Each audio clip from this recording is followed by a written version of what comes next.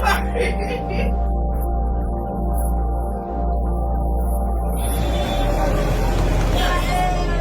you guys are getting married today, and that's I'm so excited we are doing this forever journey together.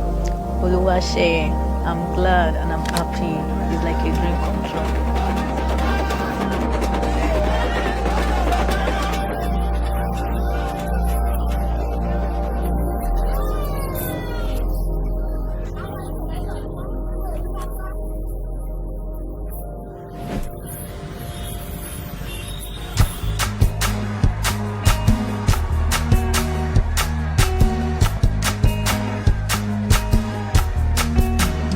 Onikin jami si body, onikin joko, o temi saye o fún mi lọ́kà jẹ́, onikin jẹ̀yẹn dán, onikin jẹ̀kan sí, onikin ṣe yẹn dán, onikin ṣe kan sí.